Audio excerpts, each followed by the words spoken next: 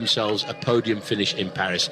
Richie Porte, I have to say, so far this year has had a great season with a fantastic performance in the Criterium de Dauphiné, even though he lost out a little bit on the final day of the race.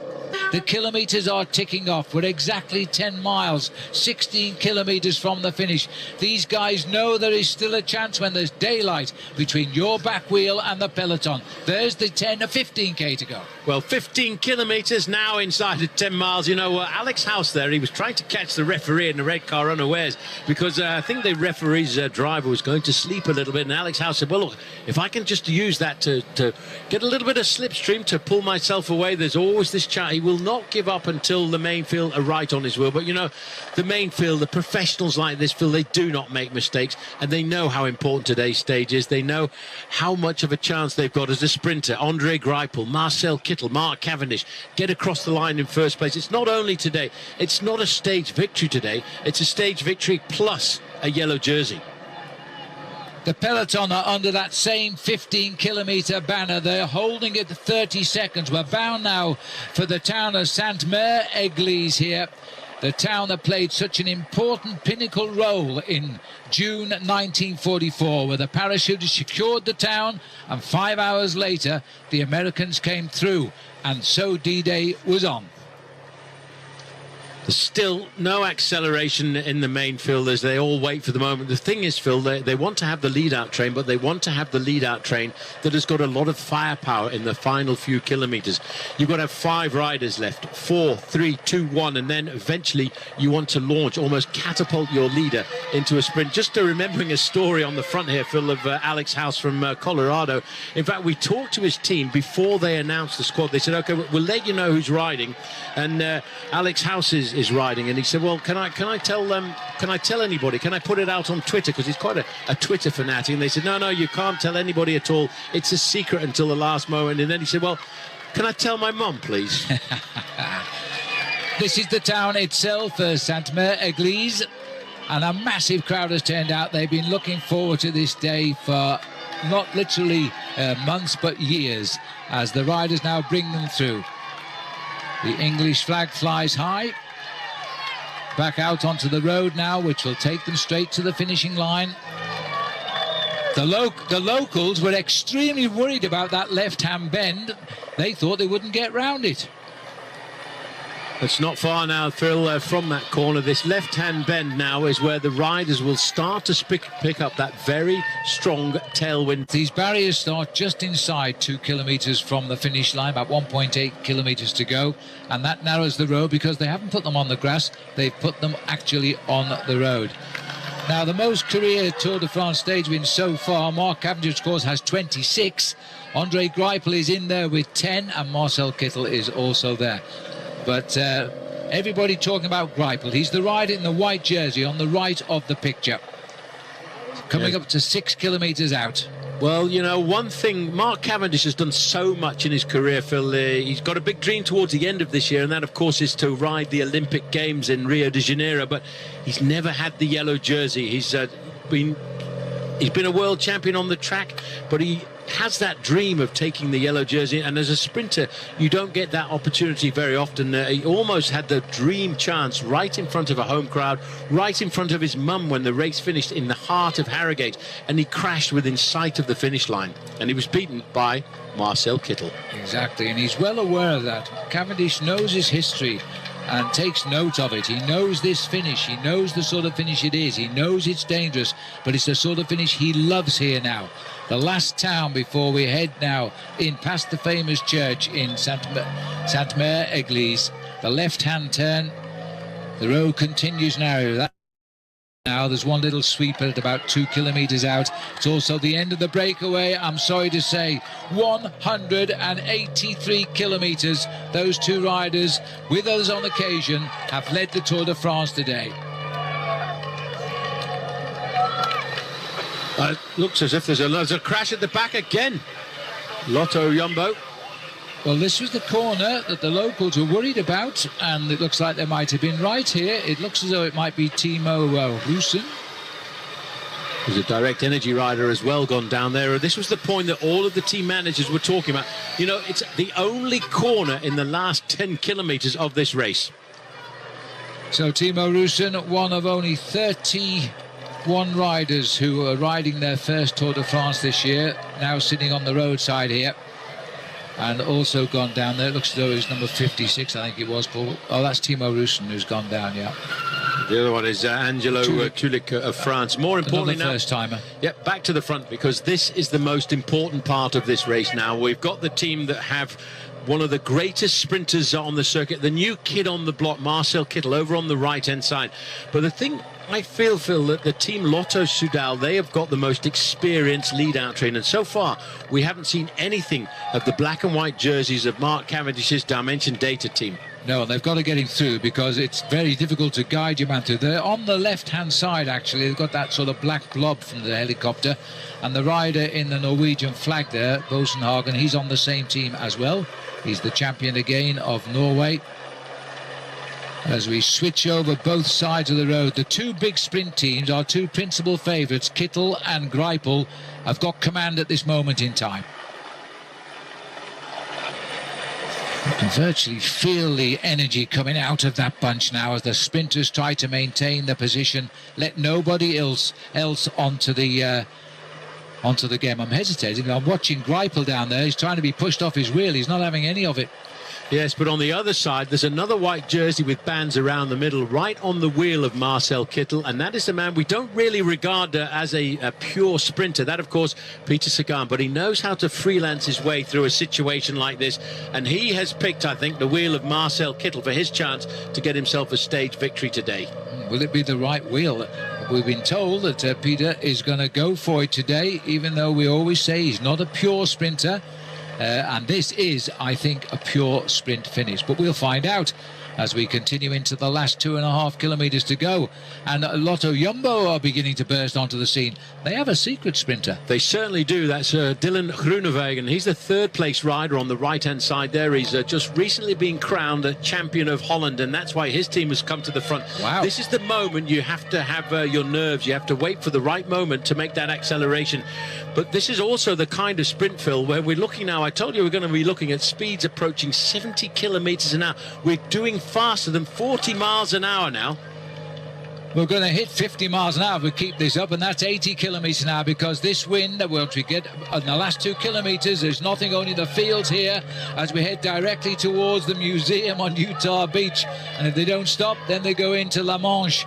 And the drive for Katusha now, their big sprinter, Alexander Kristoff, is who they're thinking of. Yeah, Christoph, his team has the red jersey with the K right in the middle. Now, all of a sudden, Dimension Data have got themselves organised. 1, 2, 3, 4 riders from Dimension Data. It's Edvald Bosenhagen is right in there, and he's about to take over control at the front. And that, of course, is for Mark Cavendish. You've got to keep organised. We're now, the next banner they will see, Phil, will be the red kite. 1 kilometre to go to the finish. And it's going to take them at these speeds 1 kilometre in a minute. I reckon faster, Paul, about 47, 50 seconds in that last kilometre, because they're going to get the full benefit of the wind. They're into the barriers. I think the rider who went down from Bora Argenville was the Irish rider, Sam Bennett. But there you've got the top men in the sport. Cavendish ahead of Kittel, over on the right-hand side, Andre Greipel, and not far away, Brian Coquart, and in the mix as well, Peter Sagan. Wow, it's all about getting it right. Well, poor old Bennett there, one of only a couple of Irish riders in the race. He is the sprinter, and he was right up amongst it there. For a while it looked as though Peter Sagan was going to do something, then threw on the... Well, Utah Beach has seen a dramatic finish, a nasty accident, the provisional result then. So it's Mark Cavendish gets the victory ahead of Marcel Kittel, the big favourite on the day. This is the damage, though, and it was that barriers when we came into the final couple of kilometres there. So many risks being taken. I think most of the overall contenders got in there nice and safely. But I do think that rider coming in from Bora Argon, I do think it was the Irish rider, Sam Bennett, who went down very hard. And the first rider to go down was a Katusha rider. But the big names did manage to survive. Greipel over on the right-hand side. But The Manx Missile strikes again with a perfectly timed sprint, a brilliant lead out by his man, Mark Renshaw. That's enough. People question Cavendish's season this year, Phil, as to whether he was trying to do too much, but he's actually got it spot on here. I wonder what's up next, the Olympic Games. He's got one thing he always dreamed of, and Paulie's also got himself 27 wins in the Tour de France now. He's only one short of the great Belgian Eddy Merckx. Bernard Hinault, sorry. And Hinault's places aren't as good as Mark, so Mark will go second. That is the kick. That is all he needed, and it just goes to show he's still got that punch coming down towards the end. He really is a special guy when he gets it right. And he's been dreaming about this, and I suppose now he can not worry too much about the fact that he didn't win the British National Championships. No. He finished in second place, but he was coming off antibiotics at the time. And there is the result. Sprinters all, Cavendish, Kittel, Sagan, Greipel. Ed turns watch for him. It's his first Tour de France. We knew he was fast. Laporte was in 6th place. Coquard 7th. Good result for the Frenchman. Christophe in 8th place. And the first timer from Great Britain, Danny McClay, in 9th place. What a great result for him. And the evergreen Henderson coming over the line for New Zealand in 10th spot.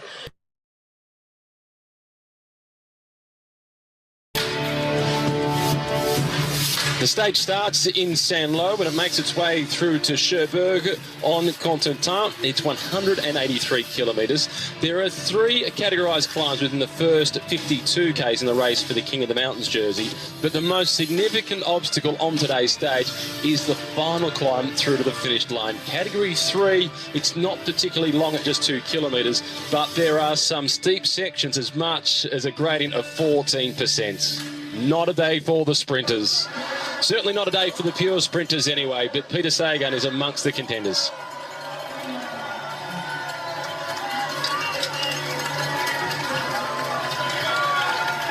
Yellow jersey, all smiles for Mark Cavendish with the handlebar tape and the helmet to match. And riding at the front with the other wearers of the various leaders' jerseys for the classifications, and amongst them Paul Voss was the first to attack wearing the King of the Mountains jersey to try and get himself up the road for the first 2 climbs of the day. He managed to do so, but having been joined by 3 other riders, he missed out on the points on the first 2 climbs that have been contested. At the back of the group is the Norwegian. This is Vegard Breen at the back of the group. He won over the top of the first climb on today's stage. At the front from Trek Segafredo is Jesper Stuyven. He won over the second climb of the day. There is one more Category 4 climb to come before the climb through to the finish line. Paul Voss has lost contact with this group, and you can see he's now at 10 seconds. Here he is. They've gone all out with the bike. It's got the polka dots on it to match the jersey. He's got a teammate that is also in that breakaway. Benedetti, the Italian rider from Bora Argon 18, is with the other 2 that are ever so slightly off the front from his teammate. And you can see Benedetti with the red helmet on, sitting at the back of the group, no doubt waiting for Paul Voss, hoping that he can return. And he is almost there.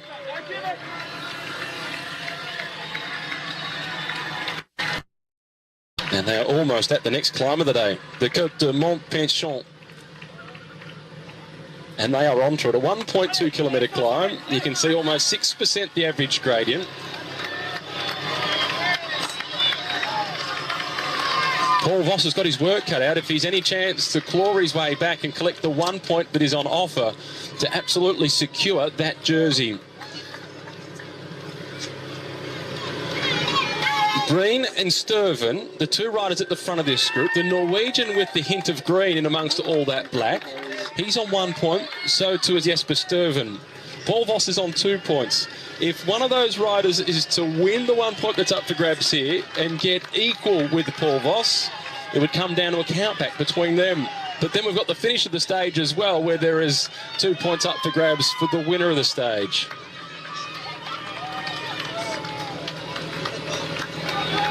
Voss has almost made it back. Benedetti still sitting at the back of the group. Now the sprint is on. Breen it is who opens it up. Sturven in second spot, aiming to try and collect the extra point that is on offer to try and take the lead in the King of the Mountains classification. Well, at least get on par with Paul Voss. And Benedetti has got the job for Bora Argon 18 to try and collect that point himself, which will protect the lead of Voss. It's becoming quite a tactical affair at the front of the race.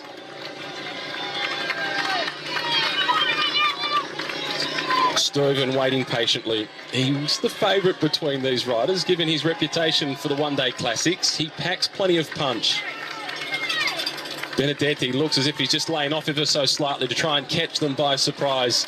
Breen and Sturven shoulder to shoulder. Benedetti's not up to the task. And Jesper Sturven collects himself one more point in the race for the King of the Mountains classification. So he now moves to 2 points equal with Paul Voss, once he gets there, of course. And he almost is, as Breen has lost contact by quite some margin. The first timer in the race, and Jesper Sturven over the top of the climb in first spot. The Côte de Montpichon. Here comes Paul Voss. He now finds himself, when it goes to the countback, in second place in the race for this white jersey with the red dots, the King of the Mountains jersey.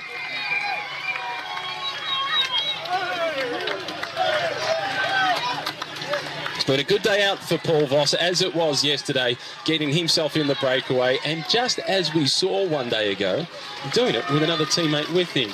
It was Barta yesterday from the Czech Republic. Today, it's Benedetti, one of the Italian riders on this German outfit.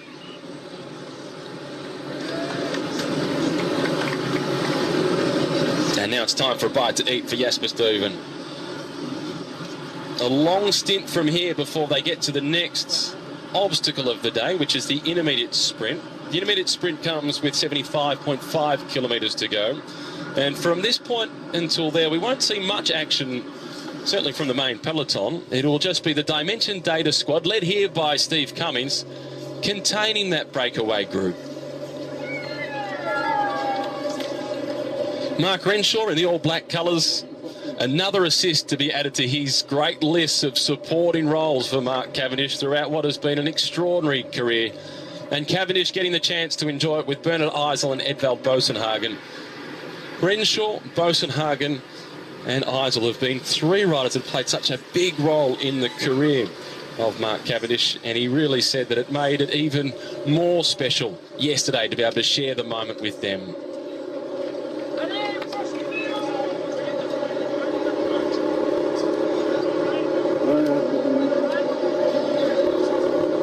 This conversation at the front is about Paul Voss and whether he is continuing to try and come across to these three. Still 130 kilometres to race, and 4 is far better than 3.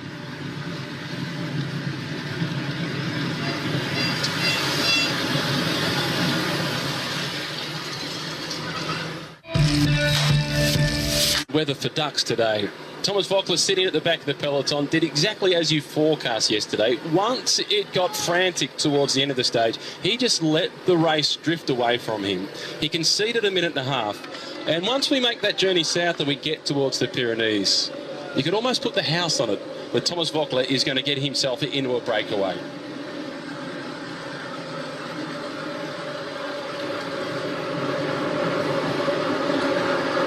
Steve Cummings still setting the tempo at the front for Dimension Data. We'll see a lot of Steve throughout today's stage. The squad would have been hoping that Edvald Bosenhagen would be a contender for a day like this, but you can't help but wonder how much that fall yesterday will knock out of his power resources today.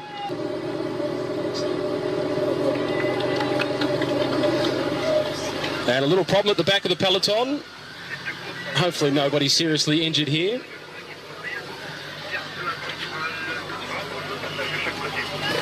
And a little exchanging of some food amongst the riders from Orica Bike Exchange.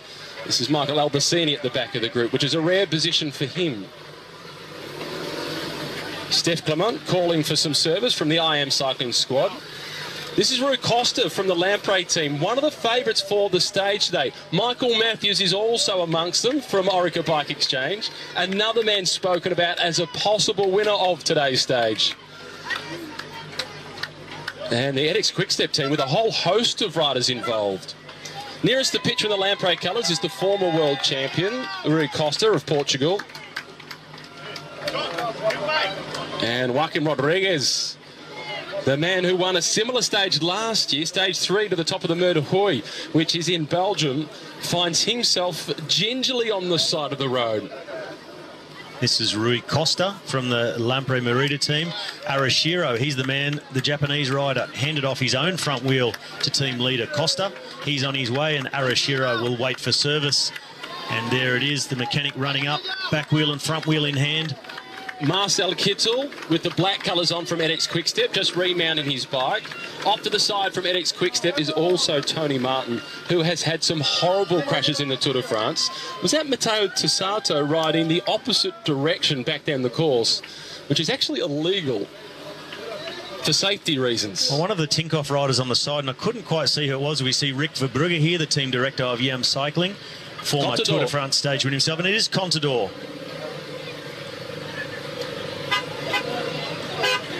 He looks okay, but he looks frustrated, and that is understandable. Alberto Contador, the last 24 hours have not been kind to him.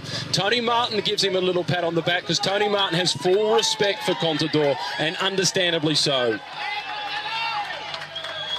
Maciej Bodnar is the other rider from Tinkoff that's waiting with Alberto Contador, powerhouse from Poland. Well, when I saw a Tinkoff rider turn around and come back, that tells you immediately it's someone important. And in Tinkoff team, there are two important riders in terms of winning at the Tour de France, Alberto Contador and Peter Sagan.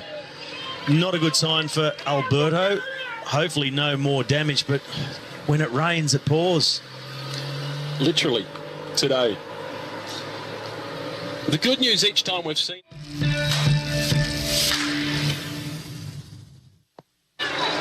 As we return to the breakaway group of 4, they make their way through the town of Coutances.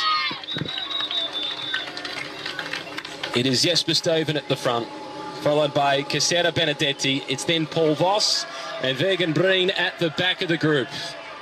So two of the teams that we saw in the breakaway yesterday have got themselves represented again, and they are both wildcard invitations to the race.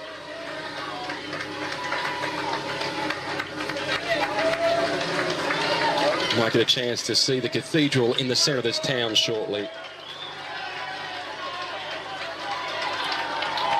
And right on cue. Perfect. The Cathedral of Notre Dame de Coutances.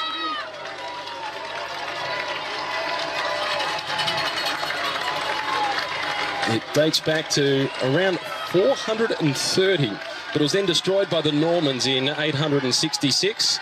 Before, in the 11th century, it was rebuilt and sanctified on the 8th of December 1057 in the presence of the Duke Guillaume, who went on to be the future King of England some 10 years later. And throughout the church, as you look around it, there are plenty of little chapels attached to it, which show from back in a period when church was visited quite regularly and they had multiple services. It was also significantly damaged throughout the Second World War, particularly in 1944 with the D-Day landings. Well, just watching the riders move through the town here, we saw how narrow they got. The crowds are huge, but very narrow, twisting and turning, and on cobblestones right at the top of that hill as they go through town. They're the sort of moments, although not high speed, they're always dangerous little moments for a touchdown, someone slipping out unexpectedly. That's exactly what happened to Alberto Contador yesterday, and it was dry. So today is much more treacherous, and it's all those little things, the change of the road surface, those little smaller sections and more narrow sections they have to go through. Chris Froome, he's aware of all that stuff, and of course a great example 2 years ago, Chris Froome crashing his way out of the Tour de France, went down twice before they even reached a cobbled section that year, which was the big talking point. So Chris Froome, this sort of thing makes him really quite nervous. He hasn't got the best history in wet conditions. He'd be worried about, and his doctors will be worried about, secondary infection. So getting grit or grime in there when you're sweating, or if you happen to crash again, go down on the same wound, that can spell disaster. So Contador, I expect, will stay completely rugged up as long as possible, only taking off the rain jacket just before the final run into the line. Alberto Contador, we had a chance to catch up with him this morning before the stage started to talk about yesterday's crash. Everybody will try and talk to him later today about today's crash. Here he is, Alberto Contador.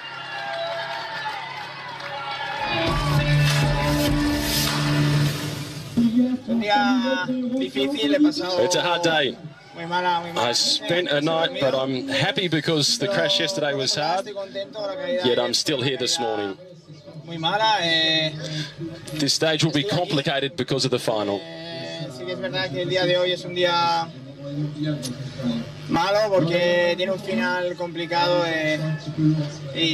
hope I won't lose too much time because it is complicated, the finish of the stage today. I organised for his bike to be 1/2 yellow, 1/2 green. That is quick. It was an Eddie Merckx bike riding for the edX Quick Step team. But it's the Tour de France. Teams, sponsors, they make a special effort because it's a unique thing when you get to wear a jersey in the Tour de France. You see it with Mark Cavendish in yellow, how emotional it made him to take that jersey for the first time in his career and also complete the set of Grand Tour leaders' jerseys. Yes, he's not winning the thing overall by the time we get to Paris, but in cycling, it's so prestigious to lead one of these major tours, one of the Grand Tours. And in the history of cycling, there are now only 19 riders who have led all 3 Grand Tours, and Mark Cavendish, since yesterday, is a member of that club. It's a select club. Cavendish, the latest member. This is the 26-year-old Norwegian Breen, who at the national championships just a few weeks ago finished 5th in the individual time trial, 9th in the road race. Riding the Tour de France for the first time, but he has ridden the Tour of Spain in the past, so he knows what's required to get through 21 stages worth of racing. 3,535 kilometres. Surely when you're racing the Tour, you can't take a look at that total kilometre mark and say, well, this is how I'm going to approach to get to Paris. It's just that classic one day at a time at the early stages. Sometimes it's even less than a day at a time. In the case of the sprinters who struggle in the mountains, it's a case of taking it one mountain at a time. And when you get to the bottom of a mountain, don't look up. Just keep pedaling. You'll be there eventually. It makes it worse if you look at the top because it seems never ending. This is Marcus Burkhardt in the red colours, Bernard Eisel in the white. They're both former teammates. They used to ride together at the HTC Columbia team, or HTC Columbia High Road. And Marcus Burkhardt, when riding with that team in 2008, he managed to win a stage of the Tour de France into Saint-Etienne when he got the better of Sylvain Chavanel, who we just saw a few moments ago, back in the service of his team car.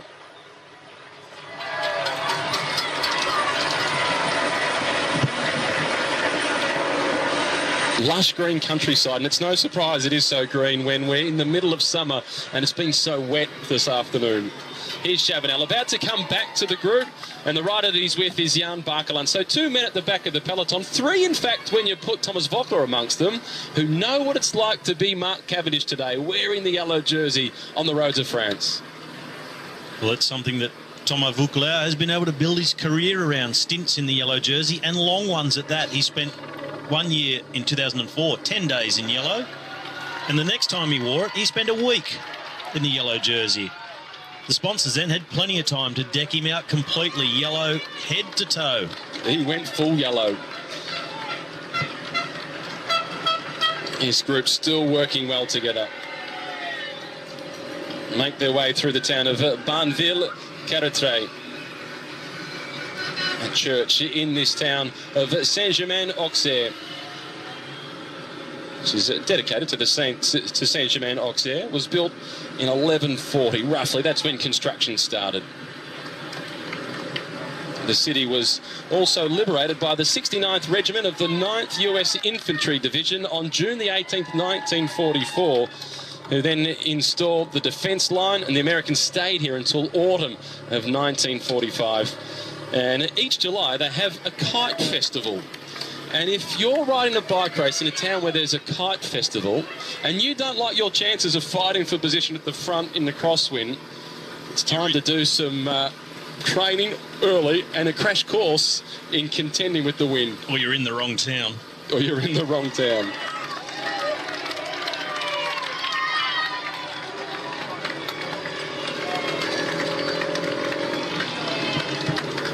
Plenty of Belgian flags, as always, on the side of the road. And they're cheering on number 67, Jesper Stuyven, who's really been enjoying the last few seasons with this team, getting the chance to learn from the great Fabian Cancellara. Big shoes to fill when Fabian Cancellara retires for Trek Segafredo when it comes to the Spring Classics. And number 67 in the breakaway today is the man they've got their hopes pinned on. Big shoes to fill and a lot of pressure. And on top of that, in Belgium, they've been calling Jesper Stuyven the next Fabian Cancellara. So for a young rider, that's an enormous amount of pressure. But so far, so good for Stuyven, a stage winner in the Vuelta, the winner of Kuurne Brussel Kuurne, so quality wins. And really discovering something new again here in the Tour de France, where he'll learn an enormous amount, but not overawed by the situation or by the occasion. Popped himself straight into breakaway on day 2. And they're going to have to put on a pretty hard chase to catch Stuyven, but they'll be fairly aware of his talents. 63 kilometres to go, 5.5 minutes. No, it's normally not enough to stay away, but Stuyven's going to make it last a long, long time. Wins it from these three will have led the race from start to finish, if that's the way it's going to be. And whoever wins it from this group of three, well, one of the two of the riders out of the three will be the new yellow jersey. There is Chris Froome sitting in third position, starting to move up the outside. You've got the dark blue and black jerseys of Etixx Quickstep. I think they're the big losers on today's stage, because Julien Alaphilippe would have been a big favourite to get the victory here this afternoon. That's Alaphilippe just over to the left-hand side, but Sky very much in control. And they appear to be chasing now, which is surprising me a little bit, unless they're trying to launch somebody. Tinkoff are moving their men up, including Contador on the far right. They're going mano a mano here. The team protected favourites are getting themselves right at the front. Hopefully not going to get caught out. The point is, they know they can lose and gain even seconds on this climb. So the favourites of the Tour are now seeking out each other so they can keep an eye on them.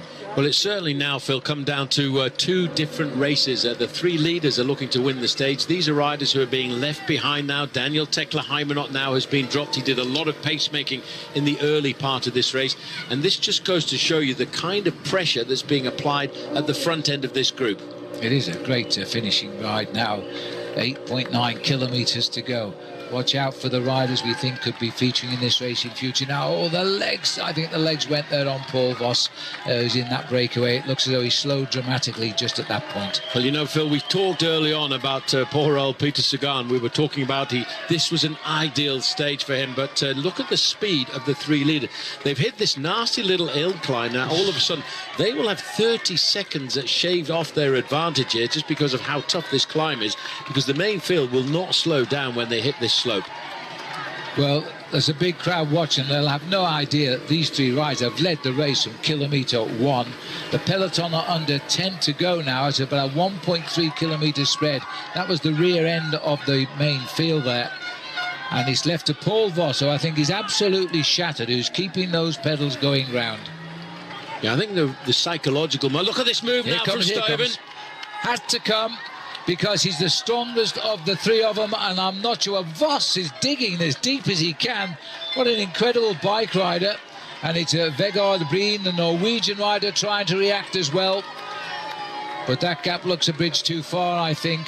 Voss, can he get across? Well, he looked over his shoulder there. He knew that this was the moment to react, but that was picture book perfect there, Phil. The move by Jesper Stuyven. Take that out of any handbook. That's why he was sitting at the back of the group, just waiting for the moment. He was just having a look at the other riders in the group with him. He said, right, now's the moment to go. Inside of 10 kilometres to go, that's around about 10 to 12 minutes of effort. He said, for me, that's doable.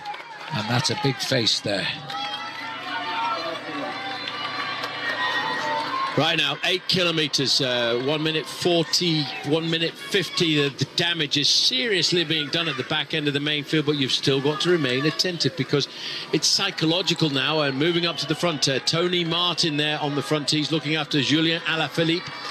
Alaphilippe will be thinking, well, there's a chance here to get a little bit of time back. Also looking after Nairo Quintana, riding superbly there. Quintana's in about 5th or 6th position. A climb too far for 181, and Marcel Kittel, he knew this was not his kind of stage yet this afternoon, but I am surprised to see some of the other teams really not coming forward and trying to get the advantage of a stage victory very early on. That's Alaphilippe in 2nd spot on the left-hand side. The gap has somersaulted down to 1:39 now, but in 4.9 miles, Stuyven has made his move. Look at the PMC boys also trying to get on with Tony Martin. This now is the carnage at the back. A full day of racing, and these boys says, hey, that's enough for me. 2 nasty little climbs inside of the last 10 kilometres. All of these riders now, they realise they won't be eliminated on a stage like this, but this is survival mode. Just get themselves towards the finishing line. But you can see these climbs as we start to get into Cherbourg now. There's lots of turns left and right. Froome riding up to the front in 3rd position. That's Greg van Avermaet in 2nd position, but you know they've left it too late. It's still 1.5 minutes advantage. Oh, that's a tricky little corner for Stuyven. It's going to be a tricky little corner for the chase too, but he took it all of the road up there. He's corrected it, and he's driving on again. A man that's won one stage in his life in a Grand Tour. It was last year in the Tour of Spain. Started his year magnificently in his home country of Belgium with a win in one of the most famous classics, Kuurne-Brussels-Kuurne. Well, there's around about a kilometre, Phil, separating the lone leader and the men who are chasing. And this is Tony Martin here. Job done for the day. He's just decided now to put his man, Julien Alaphilippe, at the front end of the peloton and say, right, OK, youngster, you get on with it here this afternoon. Well, BMC are trying desperately to set this one up now for Greg van Avermaet, but I think they may have left it too late. There's still those 6.5 kilometres to go. There's 1 minute 32 seconds. There's their hill as well.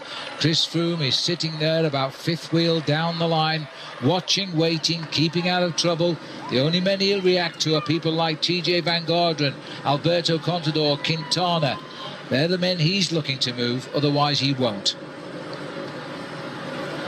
It's at a moment like this, Phil, when you're in a breakaway situation that you start to feel that little bit more confident. The pain was trying to see the speed that this man is hitting now. He's touching 48 miles an hour going down there. And all of a sudden, the pain that you've been in throughout the whole of the day, you can just push it that little bit further because the dream is starting to fall onto the shoulders now of Jesper Stuyven. He realises stage victory, but he also realises, hey, I've got the chance of a yellow jersey here this afternoon. And if he wins, he will get yellow. If he wins the mountain before the finishing line, he will get the polka dot as well. And he's driving for 2 major prizes today on this 2nd day of the Tour de France, and a Belgian rider doing that. They don't win the Tour de France much these days, but now they would be delighted if they had a man in the leaders' maillot jaune tonight, that's for sure. And it's still BMC trying to put matters to rights. They've got themselves organised a little bit too late, I think. Quintana riding pretty close down there into the location of Chris Froome.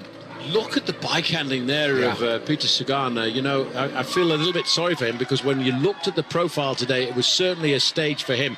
The speed's 30 miles an hour almost for the leader, 40 miles an hour for the main field behind, but he's now in the outskirts of Cherbourg. Just inside of 40 miles an hour, 39 to be exact. Yeah, but they were coming downhill. This guy's on the flat. He's still driving well, and that is a problem down there. And I can't quite see who it is who has got it. Richie Porte. It is Richie Porte. Of all the time to get a flat tyre, well, this might be deciding the leader on the team for this year's Tour de France, because he is losing time here, just 4+ kilometres out from the line. That is a bad tyre to puncture. Bad luck. And it's also, Phil, the neutral service vehicle who is changing the back wheel there. He's going to lose himself, I would say, close to a minute today. Back with the leader now. Stuyven is still leading this race. There are 2 chasers, and he's still 1.5 minutes ahead of the main field. And he goes under the 4 kilometres to go banner. He knows the last 2 are all climbing up to the heavens, but he's got the power, this boy. Jens Voigt has predicted all throughout the day the breakaway would stay away, and I'm beginning to think he's right. Well, I think he certainly is right here, because when you look at 4 kilometres to go, that rider, when we looked at him, every time we see him, he doesn't look like a rider showing any signs of weakness. But in the main field, there is still the importance of getting to the top of that climb, because with the overall contenders, Phil, it's also about the time that the clock stops when they go over the finishing line, because this is a moment where we start to put together the hierarchy of the overall contenders. We are closing in on the climb of La Glacerie. It's about 400 to 500 metres, and then we climb up to the top, 1.5 kilometres from the finish. We'll go over the summit of that climb. Team Lotto taking control at the front at the moment. BMC have had to stop racing now because they've got one of their team leaders behind with a flat tyre. Terrible bad luck for Richie Port, the Tasmanian rider. The two chasers, don't forget, are still clear. Here's the start of the climb at 3 kilometres to the end of the day. It says on the left, the summit, the top, 1 kilometre. To go over the top in the lead, he becomes the king of the mountains. To go over the finishing line in the lead, he becomes the leader of the Tour de France. Well, the leader going through 3 kilometres to go to the finish, but it's 2 kilometres, as you said, Phil, to the top of the climb where he'll get the points. There is Arthur Vichot going through in the Bleu Blanc Rouge, a champion of France. The roads are getting so very narrow here, but very shortly, once they get onto this climb, it's a little bit like a ramp. It starts off at 6 and 7%, but right in the middle, after 1.5 kilometres of going uphill, you kick up to the most steep part at 14%, and that will hurt this youngster, 24 years of age. The Belgian, all he's got to do now is just keep the tempo going. But look at the clock, it's diving down, 1:15. That's a pain of hoping for glory. That's not a pain of about to collapse on the road. Peter Stuyvesant is riding superbly well here. He could stand to win 3 prizes because the referees have just announced he's voted the most aggressive rider of the day. So tomorrow he'll also wear a red number. And look at the lineup of the teams now, one after another. But they're racing, as you say, Paul, to beat each other here, not to catch him there. And they're bringing back now, first of all, Vegard Breen here. He's been brought back. He almost made it. Almost made a podium position at the Tour de France on today's stage. But big pressure now is coming from Team Tinkoff, keeping it nice and high, and a little bit further back. Look at the face there of Kirienka, just keeping the pressure high for Team Sky. Everybody realizing now seconds gained here or lost can keep your hierarchy in the overall standings. I can see the French national champion move. Look at the acceleration now coming from Tinkoff. Tinkoff trying to sort it out. Peter Sagan is the man they'll be looking to. I don't think Contador, who fell again today on the same shoulder he injured yesterday, is going to take part in too much. They're trying to reorganise themselves here. Dan Martin moving up into 6th position, right onto the wheel of Nairo Quintana. Nairo Quintana, the rider in the darker blue jersey there. They're all looking for position here as we start to see this big acceleration. This is Tom Yachters-Lecter on the front, and he really is trying to set something up for Team Cannondale. 2 kilometres virtually to go for the man ahead. He's got 51 seconds to survive. It's basically all uphill. There is a little plateau. Oh, there's the legs have blown to the world now of Paul Voss. He gets passed by Tom Yachters-Lecter, who continues to set the tempo here. The gap's tumbling down, 47, 2K out. Mark Cavendish has been unhitched. This is what we expected. His day of glory was yesterday. Today, he'll just want to get home and get that nice warm shower. Well, not a surprise really, but you can see everybody queuing up behind the gap, dropping dramatically now. It's down to 35 seconds, and there's still 2 kilometres to go to the finish.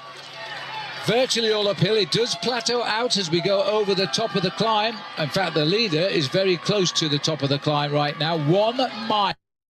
I didn't see the summit, but I think that, in fact, Stuyvesant is over the top now, so he will be the king of the mountains tomorrow. Well, this is Richie Port, number 91 there. Really had bad luck to have that incident where he did, because trying to get yourself back into the main field at a time like this, he really now has to limit his losses. Paul Voss through from the front to the back in one easy movement. So close to the end of a 183-kilometre day. Wiped out by the peloton, absolutely storming up this climb. Peter Sagan, look at him in second wheel here. All he wants to do is see the leader on the road. Well, we can see him. This boy is still showing great strength on the climbs towards the line. Well, Phil, just looking further back, I can see the Oh, yellow they're there. motorbike. The main field are right upon him. Well, the gap to the main field is saying 57 seconds, but it certainly is not that. He has not yet got to the 1 kilometre point. The urgency now trying to appear. Look at this, hovering there, waiting for the moment to move that circle. Roman Kreuziger in first position. On his wheel is the world champion Peter Sagan, waiting for that moment to pounce. And two behind him is Alejandro Valverde. This reminds me of when Stuart O'Grady almost won after a race-long break. He was caught 500 metres from the line. And Stuyven right now would not like to remember that. He is tomorrow the king of the mountains at least. He is tomorrow the most aggressive rider of the day. Now, will he be the new yellow jersey? It's close. There's a plateau now before we go up to the line. Well, it's so very, very close. They're getting all of the motorbikes out of the gap, and Kreuziger is really digging deep now. Round this corner, he'll take all kinds of risks. There they are, they're on him. They're right on him. They look over the shoulders. They can see him. They can almost touch him. Is he going to make it? 183 kilometres the race. We are almost in the last kilometre of the day. He's led for all of it. Philippe is frustrated, but Sagan, the brains and the legs. But Contador at the back here. Yeah, Phil, losing time. Alberto Contador, he's going to get a time gap this afternoon, and that's what all of these overall contenders were very concerned about. Bear in mind, that man in the yellow jersey at the back out of the saddle there is nursing an injured shoulder. He's got to nurse himself through these days. But come on, Phil, what a nail biter that was.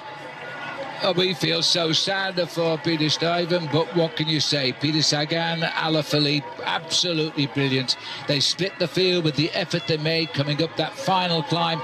It looks as though Alberto's coming in here with a reasonable loss on the day. He's had an horrendous 2 days of racing. 46 seconds and counting.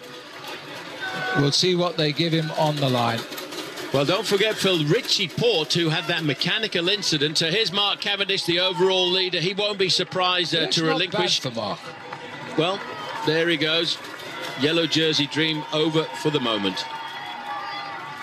Phew. And Peter Sagan, don't forget, he gets the yellow jersey. And he's never worn that before. This is an amazing tour after just 2 days of 21.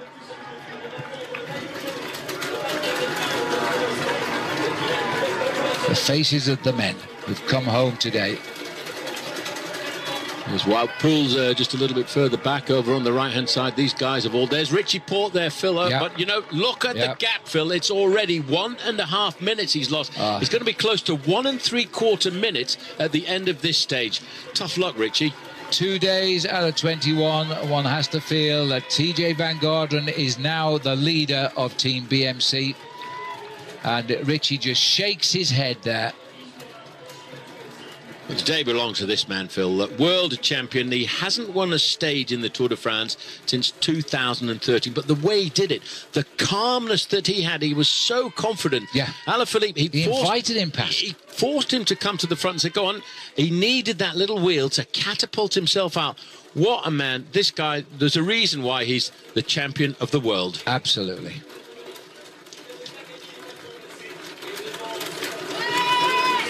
Well, here we get a chance here just to look in at Peter Sagan. I think I think he's very happy with that, and hopefully we can get in there just to listen in to the interview and see what he had to say. Well, I tell you what, at 10 kilometres to go, I thought it was in the bag for the breakaway group. At 5 kilometres to go, I thought it was certainly a win for Belgium and for Jesper Stuyven. Just like the Belgian soccer team as well, they got robbed down towards the end.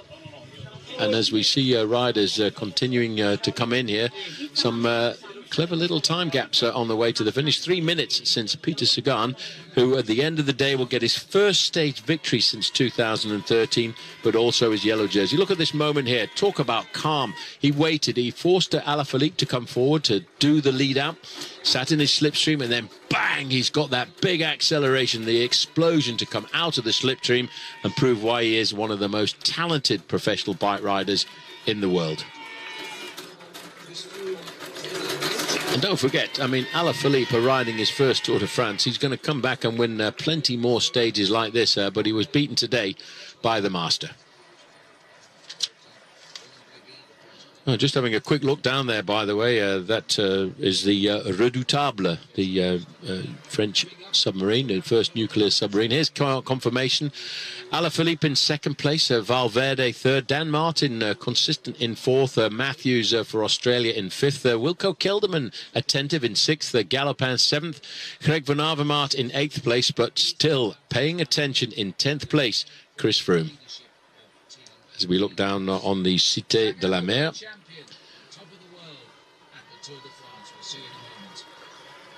Nuclear submarine just over to the right-hand side. It was originally launched in 1967. We get a chance to look at these ports, and it really is.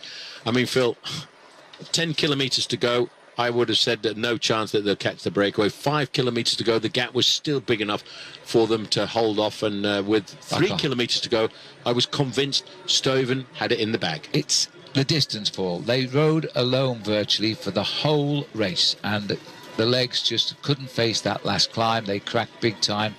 He did everything he could. He felt strong. He went exactly the right place. It was simply a matter of the legs and the body not combining when they could see the finishing line. But that's life. Alaphilippe has developed. When we were on the Tour de California with Alaphilippe, which he won, the team was still disputing the fact they'd even put him in the team for the Tour. And here he is in his first Tour de France, and he almost got the win against Sagan. But the calmness of Sagan to slow down, he didn't want to lead the sprint out from too far. He allowed Alaphilippe to come by him. He had the confidence that he could take anybody on at that moment, and he just slipped back a fraction, got into the slipstream, and talk about the catapult effect. That was brilliant. The Tour de France, that must be a massive satisfaction for you. Can you explain what happened in the final kilometers of this one? I'm very surprised I won, because I was thinking in the front it's still 2 guys. And then I finish first, and I didn't know that. And just I am here, and everybody talking about I won. Then I'm very surprised, I'm very happy. And the team today make a very big job, very good work. And Roman Kreuziger, he helped me a lot the last climb. It was unbelievable. He pulled all the climb until 500 meters, and then he was just on my legs. And everybody just came in the front after I start the sprint. And when I see that, I know somebody starts. And Alaphilippe was very close to win, but I beat him in the finish. The other good news, it may be a surprise, yellow jersey for you. Yeah, it's very nice. First time in my career, and it's unbelievable. I'm wearing very nice jersey. I'm very happy for this. Yellow first time is also something special. Congratulations, thank you, Peter. Big wardrobe, Peter Sagan. He's got yellow jerseys, green jerseys. He's got the rainbow jersey of the world champion, and he was all smiles. Rightly so. 8 seconds is his buffer over Julian Alaphilippe. It's then 10 seconds to Alejandro Valverde, followed by Warren Barguil, Chris Froome, Greg Van Avermaet, Nairo Quintana, Roman Kreuziger, Simon Gerrans, and Dan Martin, all at 14 seconds. Those who suffered significant losses today, Alberto Contador conceded 48 seconds, and Richie Porte 1 minute and 44. Tough days for those two in their bid to reach the podium in Paris. Tomorrow, it's on to Angers, and it is a stage that suits the sprinters. There's just one Category 4 climb early. It's 223.5 kilometres. Expect to see Marcel Kittel and Andre Greipel looking for revenge after Cavendish got the better of them on stage 1.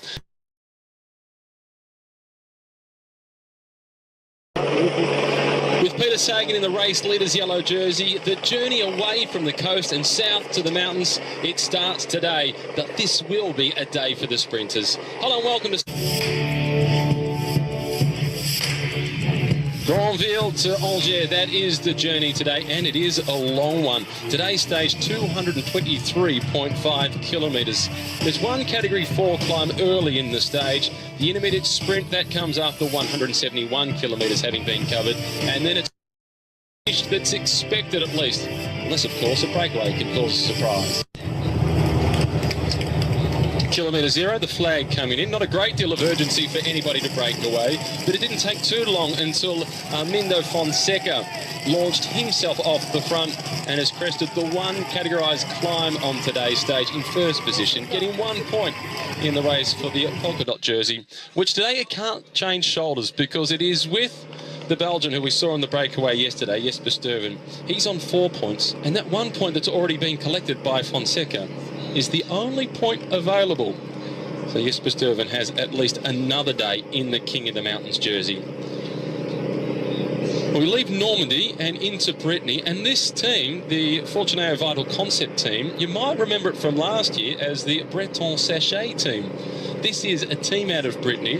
Fonseca is riding within just a few kilometres of his home, and he's getting the chance to show himself off in front of his adoring public. It has been a relatively slow start to the stage. 145 kilometres still remaining. The expected average speed on today's stage, the quickest expected average speed is 43 kilometres per hour.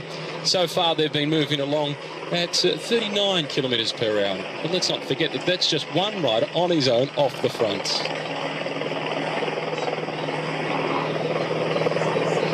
Tinkoff team at the front today protecting the yellow jersey, but not necessarily the yellow jersey that they really wanted to be protecting.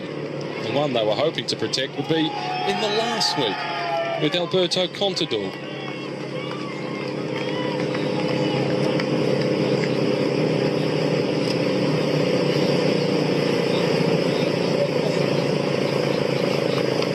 There's not a whole lot you can say to Fonseca at this point other than keep going.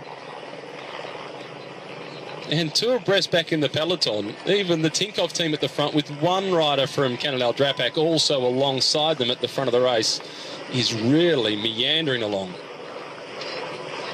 which is good for Alberto Contador. This works out well for the Spaniard. Such a tough day for Alberto yesterday. Another fall for the second day in a row.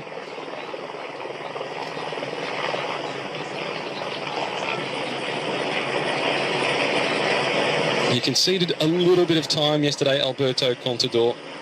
He now finds himself at 1 minute and 2 seconds behind the race leader, but he lost 45 seconds, importantly, to the likes of Nairo Quintana and Chris Froome. 48 seconds, in fact, Alberto Contador lost, and it was 1 minute and 45 for Richie Porte. But more on that later when I'm joined by Robbie McEwen. Throughout this year's Tour de France and the with Robbie McEwen, a 12-time winner of stages at the Tour de France. And then we'll be passing over to Phil Liggett and Paul Sherwin to take you through to the finish. Calling the key parts of the stage when it really matters. Here's Alberto bandaged up. Robert Kieselowski is the rider that he's alongside. Stuyven in the King of the Mountains jersey. He said yesterday he was disappointed, and it wasn't until this morning when he pulled that jersey on with the number on it that it really started to sink in that it was something quite significant. There's Michael Matthews near the front for the Orica Bike Exchange team. 5th on the stage yesterday for Michael Matthews.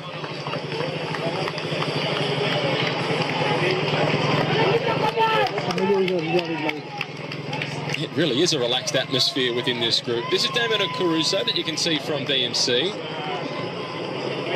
And Peter Sagan having a chat to a former teammate. This is Diego Rosa from Astana that he's chatting with.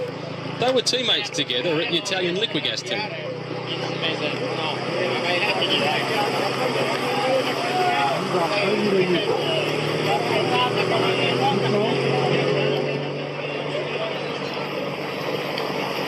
And you saw the Lithuanian national champion, Navadauskas, in the colours of his national jersey, riding for the Canadel Drapac team. Mark Cavendish and Mark Renshaw, what an extraordinary combination those two have been. 27 stage victories for Mark Cavendish. If he wins today, he moves to equal second in the all-time record with one of the absolute greats of the sport, Bernard Hinault, who won this race 5 times, as well as 28 stages. And he comes from Brittany, Bernard Hinault, the region that we're in today, just as the stage leader, Fonseca, does.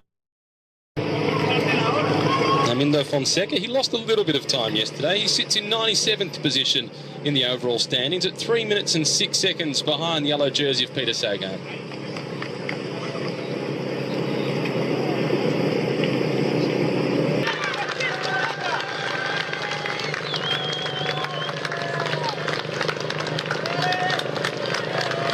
Well, let's have a look at what's at stake today, and from some of the experts on the race, who they think will win. Gennaro looks like he's really enjoying himself in his final Tour de France. The man in the white colours from Trek Segafredo. Well, we're thinking he might have been a bit of a chance yesterday, but we didn't see him up near the front. But certainly he'll be focusing on the stage 13 time trial to try and win that. But he's got to beat Tony Martin, not to mention Chris Froome, who's a fairly handy time trials himself. The GC riders are very good time trials, especially after 2 weeks of racing. So Fabian will have his hands full there. But we know Fabian is a bit like Rolf Sorensen, like we spoke about. It might not always perfectly suit him, but he'll find a way to try and win. And Fabian can attack at moments that you don't expect. I'd like one day to see him go for a long-range attack, like Tony Martin did a couple of years ago and won the stage by 6 minutes or so. But Fabian, he'll be enjoying his last tour. But he has said that it's not a farewell tour. It's about performance. Peloton now make their way through the feed zone. And Owen Bell has asked the question on Twitter, instead of feed stations on the road, why don't they just feed from the team cars, thinking that it may well be safer? Part of the reason that they have these feed zones is to reduce the amount of times they need to go back to the actual team cars in an attempt to make it safer, as we see a Bidden just go through into the peloton and Ron Dennis having a wave to the camera. Part of the rationale for having the feed zone is so as when the team cars are at the back of the peloton in that big convoy, they're only getting called up for mechanical problems that are far more important, far more urgent than a feed. A feed can wait another 5 minutes if need be, but a mechanical problem to get fixed or a rider who's crashed, they want to try and reduce the amount of traffic clutter directly behind the peloton for those priorities as opposed to the feeding. And by having that feed zone, they reduce the amount of times a car needs to come up. It also condenses that feeding period into the space of about 1 kilometre or so, rather than teams deciding when they want to go back and get bags. And look at it this way, if one rider was sent back to get feed bags, there's 8 other feed bags apart from his own that he has to carry, 2 full biddens, the cakes, the bars, the gels, etc. He'd be required to carry all those bags, the volume that is, it's just huge, end up being nearly the size of a suitcase and weighing in excess of 16, 18 kilos. So too much of an ask. Do it yourself in one spot. And the peloton mostly will always slow down, take it easy, make sure everyone can get where they need to be, because there's often a lot of chopping and changing of position as they're trying to get to their team soigneur who's holding and handing out the bags. You see Marcus Burkhardt take on bags there for BMC, and he's taken on more than one, and that's what riders will do. They'll take one for the team leader or for sometimes a teammate who can't get across. So Marcus Burkhardt, perfect example of that. The riders will replenish what they've already eaten, what they've emptied out of their pockets. They'll put, the cakes, the bars, the gels. They'll throw off the biddens that are finished or almost finished. And that's why the fans seem to make a rush towards the feed zone, try and get themselves a souvenir. But I would like to see the feed zones as an exclusion zone for fans as well, because it can get so treacherous in there when people are trying to duck onto the road to get themselves a souvenir and the riders are trying to get themselves organised. It's an unnecessary danger. And the Église de Notre Dame, a local church, which was founded in the 11th century, much like the castle the chateau that we just had a chance to take a look at. Built in the classic Brittany style throughout the back end of the Middle Ages.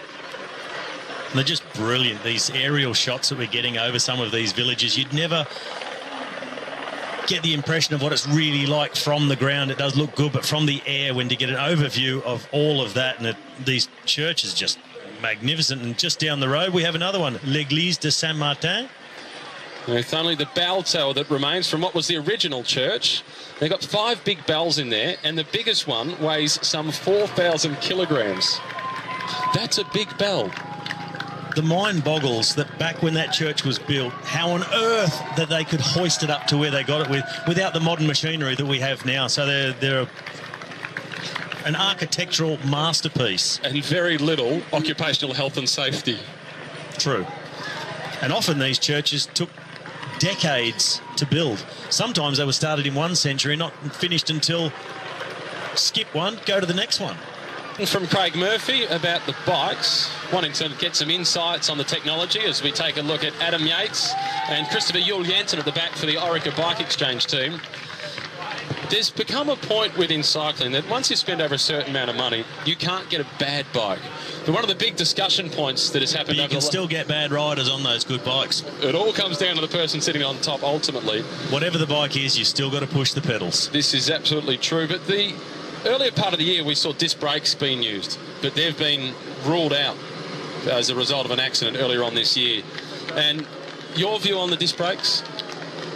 I never felt the need to have any more braking power than I already had. I had no problem with the conventional brakes, but some riders do feel that they may be able to stop with a little bit more control. But until they're just right, they don't need to be in the peloton. And then taken out after Paris-Roubaix after that horrible injury during Paris-Roubaix to one of the riders from Movistar, sliced him open up the front of his shin. What they're looking at doing now is taking the disc rotor itself, and where that's been machined, the edges are sharp like a knife. They're talking about rounding those edges off. So if they can do that, it's possibly safe enough to be reintroduced into the peloton. The only other thing then is if there's been long continuous braking on a downhill, then there is a crash or someone has a puncture, there's always the risk of burning yourself on that disc rotor. They get extremely hot. I don't think they're where they need to be just yet. People have said, well, why don't they build something like a plastic cowl around it to protect riders from the disc itself? It's also easier said than done. There's still quite a bit of work to be done before a successful introduction into the pro peloton. This is the Chateau de Rocher-Sévion, which was built in 1410. The Rocher part referring to the hill that it was built on, and the Sévionnet is the family that built this chateau, and it is still owned by descendants of that family. It dates back to 1410. So it is quite some heritage and some responsibility. I wonder if the locals, if the owners, realise that they're being broadcast on the Tour de France and aware of the helicopter that's just hovering over the top of them. Clearly they're home, as there's two cars in the driveway. Nice swimming pool out in the backyard. This is a beautiful private property. You can only imagine the pitch on a real estate website to try and sell this. Extraordinary history in the one family effectively since 1410. And they've got the lake not too far away. Andre Greipel, the German national champion. Another one of many riders who looks as if he's enjoying himself. Three Germans at the front, in fact. Markus Burkhardt, Andre Greipel, and the very tall Marcel Seeberg. They'll be looking forward to the start of the Tour de France next year when it starts in Germany. Was that the Irish flag that we just caught a glimpse of? Mindo Fonseca looks as if he's trying to up the tempo a little bit now, and he is extending his lead ever so slightly. It's out to 4 minutes and 25 seconds. At 1 point. Well, a fantastic portrait of a great young French rider, and wouldn't call him just a young French hope for the future because he's doing it already. Winner of the Tour of California.